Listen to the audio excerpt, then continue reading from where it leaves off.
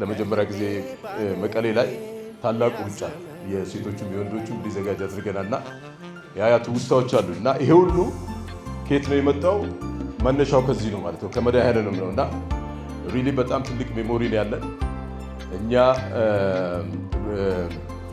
ለዚህ ትምህርት ቤት ብዙ ነገር ማድረግ እንፈልጋለን። በጣም ትልልቅ ሰዎች አሉ ከኔ ጋር የነበሩ የኔ ጓደኞች። ጸጋ በላይ በቃና ፓይለት ነው፣ ሮቤል አበበ አካውንታንት ነው፣ እዚሁ የአስኮ ልጆች ናቸው እና ሀና ያውቃሉ እንዴ።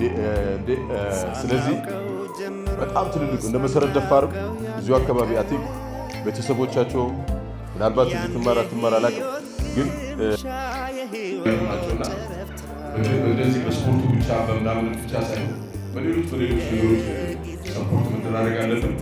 ፕሮግራም ተደርጎ ከዚህ የበለጠ አፕሪሼት መደረግ አለበት፣ መጋገዝ አለበት፣ ስሙ መጨመር አለበት። በሚቀጥለው ላይ ቀኑን በኋላ ይነግረናል። በሚቀጥለው ከ1000 እስከ 2000 ሰው መምጣት አለበት የሚል ግምት አለኝ ማለት ነው። ስለዚህ ምርኩዝ ሚዲያ ይህ ፕሮግራም ያዘጋጀው በአጠቃላይ በአሁን ጊዜ የሶሻል ሚዲያ ነው አድርገን መቀጠል መቻል አለብን። ሪሊ በጣም ስላገኘኋችሁ በጣም ደስ ብሎኛል። ታንክ ዩ ቬሪ ማች። በጣም ወዳችኋለሁ።